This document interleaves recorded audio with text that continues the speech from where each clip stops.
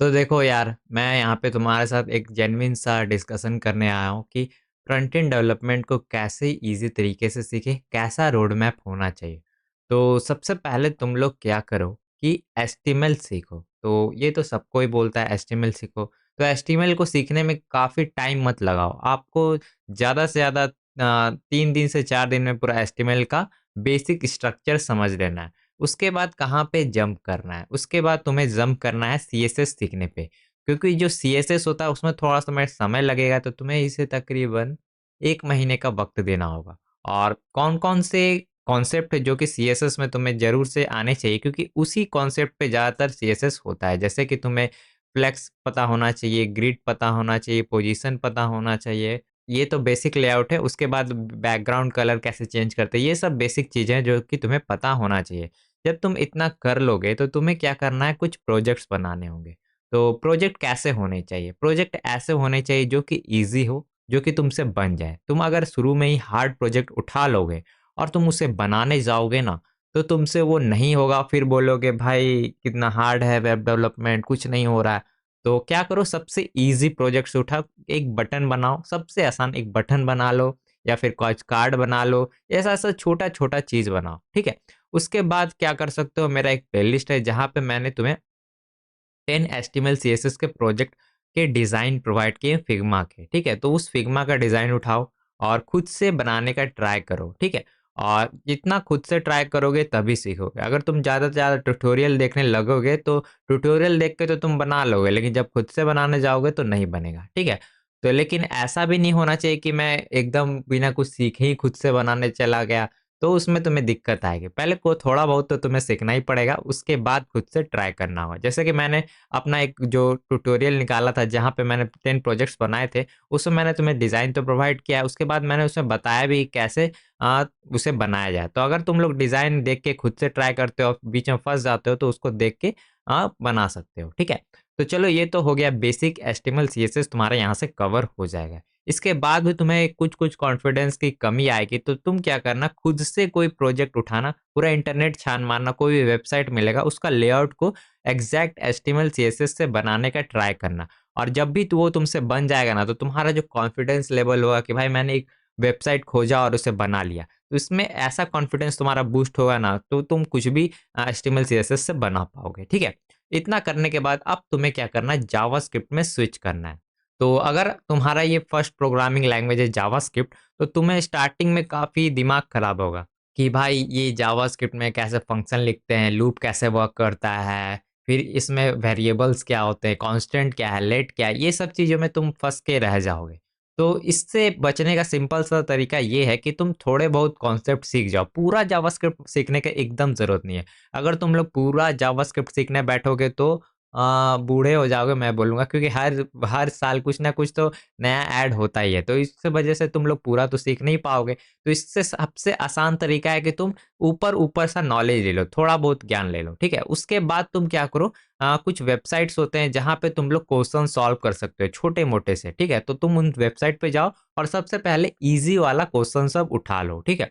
Easy वाला question को करोगे तो तुम्हारा कॉन्फिडेंस बूस्ट होगा। फिर अगर मान लो कि ईज़ी वाले क्वेश्चन भी नहीं बनते, तो वहाँ पे उसके सॉल्यूशन दिए रहते हैं, तो तुम उस सॉल्यूशन को अच्छे से पढ़ो। और जब तुम सॉल्यूशन को पढ़ोगे, फिर तुम्हें समझ में आएगा कि मैंने क्या गलती किया है, फिर तुम उसे सुधारोगे। तो इस तरीके से तुम्हें क्या करना है, तकरीबन 2 से 3 महीने जावास्क्रिप्ट के ऊपर आराम से बिताना है, कोई भी हड़बड़ी नहीं, क्योंकि ये जो लॉजिकल प्रॉब्लम्स होते हैं ना, उसको समझने में ब्रेन को थोड़ा समय लगता ही है, ठीक है? तो इस वजह से तो मैं बोलूँगा तुम आराम-आराम से पढ़ो, आराम-आराम से, कोई भी दिक्कत नहीं है। अगर तुम ज़्यादा हड़बड़ी दिखाओगे, तो तुम हड़बड़ में गड़बड़ कर बैठोगे और कुछ भी नहीं समझ पाओगे और तुम बार-बार तुम जावास्क्रिप्ट में जाके अटक जाओगे, ठीक है? तो मैं बोलूँगा आराम-आराम से सब कुछ करो। इतना करने के बाद जब तुम जावास्क्रिप्ट से फ़ैमिलियर हो जाओ, उसके बाद तुम्हें क्या करना है, डायरेक्टली प्रोजेक्ट पे जंप कर जाना है, ठीक है? तो तुम पहले क्या करो, कुछ ट्यूटोरियल ऐसा खोजो जहाँ पे जावास्क्रिप्ट का थोड़ा बहुत नॉलेज दिया जा रहा है, उसके थ्रू कहीं वेबसाइट को बनाया जा रहा है, ठीक है? तो तुम क्या करो, छोटे-छोटे कंपोनेंट बनाओ, जैसे कि मॉडल कैसे क्लिक करने पे खुलेगा या फिर एक साइड ड्रॉवर कैसे आएगा, बटन पे क्लिक करने से कैसे एक पॉपअप आएगा, ये सब चीज़ें इम्प्लीमेंट करो, ठीक है? तो तुम्हें थोड़ा बहुत ज्ञान मिल जाएगा कि जावास्क्रिप्ट कैसे वर्क करता है। इतना करने के बाद तुम्हें क्या करना है, कुछ वेबसाइट्स बनाने हैं, जैसे कि बेसिक सा कैलकुलेटर ऐप बना लो या फिर कुछ एक्सपेंस ट्रैकर ऐप बना लो। तो मैंने एक प्लेलिस्ट दिया है 10 प्रोजेक्ट्स का, एचटीएमएल सीएसएस जावास्क्रिप्ट के ऊपर है, तो उसमें मैंने 10 प्रोजेक्ट्स बनाए हैं, तो तुम लोग उसका जाके ट्यूटोरियल देख के बना सकते हो, ठीक है। तो मैं बोलूँगा मेरा ही प्रोजेक्ट यहाँ पे सफिशिएंट नहीं है, क्योंकि जावास्क्रिप्ट में काफ़ी ज़्यादा तुम्हें मेहनत करनी पड़ती है। तो तुम क्या करो, थोड़ा और समय बिताओ और भी प्रोजेक्ट्स बनाओ, क्योंकि मेन गोल है कि तुम जितना प्रोजेक्ट्स बनाते हो, जितना क्वेश्चन करते हो, तभी तुम्हारा यहाँ पे अच्छा से कॉन्सेप्ट क्लियर होता है। अगर तुम क्या करोगे कि बहानाबाजी मारोगे कि किसी ट्यूटोरियल को देख लिया और बना के रख लिए और उसे रेज्यूमे में दिखा दिए, फिर उस रेज्यूमे को किसी रिक्रूटर को दोगे, तो वो सब देखेगा भाई ये तो बना बनाया प्रोजेक्ट को बना के आ गया है, इसमें कुछ नयापन नहीं है। तो तुम जब भी किसी ट्यूटोरियल को उठाते हो ना, तो उसमें कोई प्रोजेक्ट्स होते ही हैं, तो उस प्रोजेक्ट्स में अपने फीचर्स तुम ऐड करो, जिससे क्या होगा कि तुम्हें एक बूस्ट मिलेगा कि भाई मैंने एक फीचर ऐड किया जिसके वजह से मुझे ये नॉलेज मिली, ठीक है। तो और इसके वजह से तुम और अच्छे डेवलपर बन पाओगे, ठीक है। तो ये तो हो गए 3 कोर कॉन्सेप्ट जो कि तुम्हें अच्छे से समझ लेना है, क्योंकि अगर इन तीनों पे तुम्हारा सही से कमांड नहीं होगा, तो आगे जाके कुछ समझ में नहीं आएगा। चौथा चीज़ जो कि तुम्हें काफ़ी इम्पोर्टेंट है पूरे डेवलपमेंट फील्ड में, वो है तुम्हें गूगलिंग करने आने चाहिए या फिर चैट जीपीटी का अच्छा सा यूज़ करना आना चाहिए। तो तुम ऐसे क्वेश्चन, ऐसे कीवर्ड डाल के अगर तुम सही से लिखोगे ना, तो तुम कहीं भी अगर मान लो बग्स आते हैं या फिर प्रॉब्लम्स आते हैं, तो तुम कीवर्ड को सर्च करो और उसका रिजल्ट आ जाएगा। तो तुम स्टैक ओवरफ्लो पे जा सकते हो या फिर चैट जीपीटी का यूज़ करो। इस टाइप से तुम अपना क्वेरी को सॉल्व कर सकते हो। तो ये एकदम बेसिक सा रोड मैप था एचटीएमएल, सीएसएस और जावास्क्रिप्ट के लिए, ठीक है।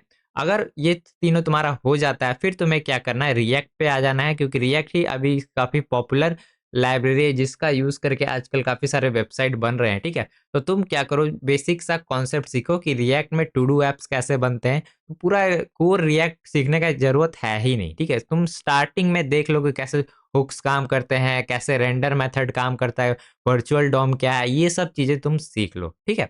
उसके बाद एकदम छोटा-सा वेबसाइट बनाने का कोशिश करो। फिर तुम धीरे-धीरे वेबसाइट बनाते जाओगे, धीरे-धीरे प्रोजेक्ट्स बनाते जाओगे, तो तुम कॉन्सेप्ट सीख जाओगे। कोई रिएक्ट को सीखने की ज़रूरत नहीं है, तुम उसके प्रोजेक्ट्स बनाओ और काफ़ी चीज़ें तुम सीख जाओगे, ठीक है। धीरे-धीरे करके सब कुछ सीख जाओगे। तो रिएक्ट पे तुम्हें कितना दिन देना होगा, तो जावास्क्रिप्ट में जितना दिन दिया था जैसे 3 महीने, उतना ही तुम्हें रिएक्ट पे भी देना है 3 महीने, ठीक है।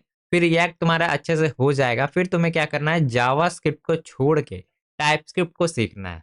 तो तुम बोलोगे कि भाई अभी मैंने जावास्क्रिप्ट सीखा, अभी फिर टाइपस्क्रिप्ट क्यों सीखना है? बेसिकली टाइपस्क्रिप्ट अगर तुम लोग सीख जाओगे ना, तो अपना काम को तुम आसान करने वाले हो। काम कैसे आसान होगा?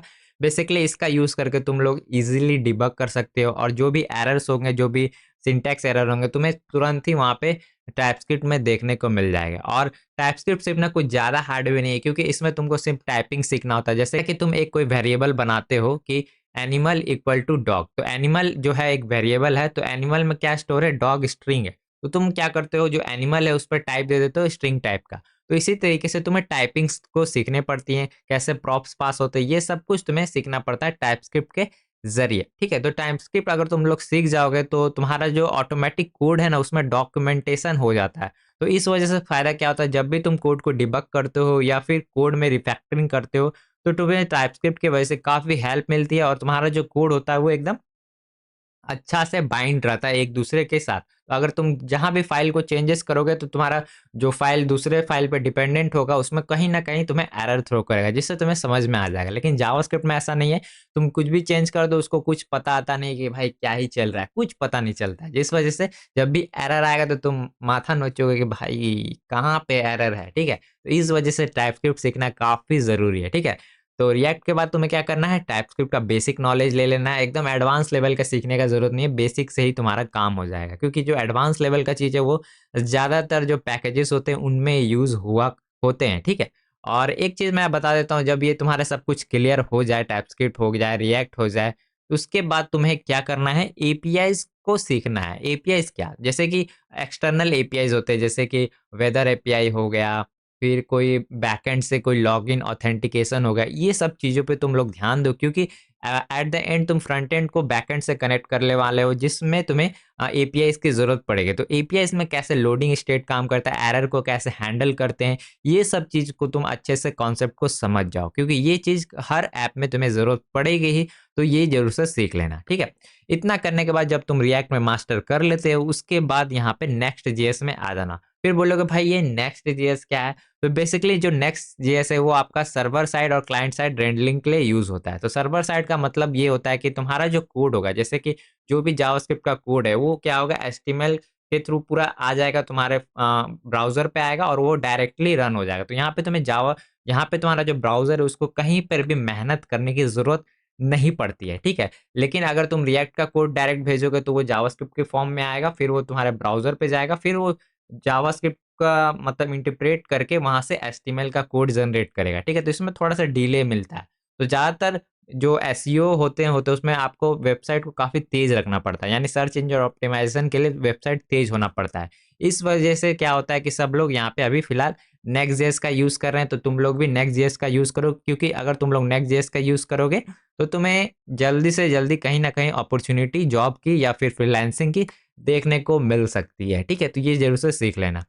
और इतना करने के बाद तुम्हारा बेसिक सा फ्रंट एंड कंप्लीट हो जाएगा, फिर तुम फ्रंट एंड जॉब इधर-उधर सर्च मारो। रिएक्ट सीखते-सीखते भी तुम जॉब इधर-उधर पोस्टिंग के लिए मार सकते थे। लेकिन अगर तुम लोग नेक्स्ट.जेएस सीखने के बाद भी अगर जॉब के लिए ट्राई कर रहे हो तो वो भी चलेगा, ठीक है? तो अब बात करते हैं कि इतना करने के बाद और क्या करना चाहिए? तो पहले तो तुम 1-2 साल फ्रंट एंड में ही खेलो। अगर फ्रंट एंड पसंद नहीं आता है ना, तो फिर तुम बैक एंड की तरफ जा सकते हो। तो अगर तुम्हें बैक एंड का कंप्लीट नॉलेज चाहिए कि रोड मैप चाहिए कि कैसे क्या करना है, तो कमेंट सेक्शन में बताओ, मैं बता दूँगा। अभी फ़िलहाल फ्रंट एंड का मैंने सब कुछ बता दिया जो कि रिक्वायरमेंट होता है। और फ्रंट एंड में 2-3 पाथ और है, जैसे कि अभी स्वेल्ट करके फ्रेमवर्क आया है, तुम लोग उसका भी यूज़ कर सकते हो, रिमिक्स पे जा सकते हो। फिर व्यू जेएस है, उस पर जा सकते हो। तो तुमको जो सा भी पाथ अच्छा लगे तुम उस पे जा सकते हो। लेकिन मैं अभी रिएक्ट का ही पाथ इसलिए बता रहा हूँ क्योंकि पॉपुलर है, तो इस वजह से तुम्हें जॉब या फिर कुछ भी चीज़ें होंगी, पैकेजेस मिलने में आसानी होती है रिएक्ट में, ठीक है? तो चलो ये बेसिक सा रोड मैप था, अगर तुम इसे फॉलो करते हो तो तुम एक अच्छे फ्रंट एंड डेवलपर बन सकते हो। और मेरे चैनल पर मैंने काफ़ी सारे फ्रंट एंड डेवलपमेंट से रिलेटेड सारे कंटेंट डाल रखे हैं, तो तुम अगर एक्सप्लोर करोगे तो तुम्हें कुछ ना कुछ नया सीखने को मिल जाएगा चैनल के ऊपर, ठीक है? तो चलो, होप से तुम्हें आइडिया मिल गया होगा कि कैसे फ्रंट एंड डेवलपमेंट में क्या-क्या सीखना पड़ता है। और अगर अच्छा आइडिया मिला है तो भाई वीडियो को लाइक करो और चैनल पे नए हो तो चैनल को सब्सक्राइब करो, क्योंकि अगर तुम लोग चैनल को सब्सक्राइब करते हो तो और भी इस टाइप के वीडियोस मिलेंगे, ठीक है? तो मैं मिलता हूँ तुमसे नेक्स्ट वीडियो में, तब तक के लिए बाय बाय।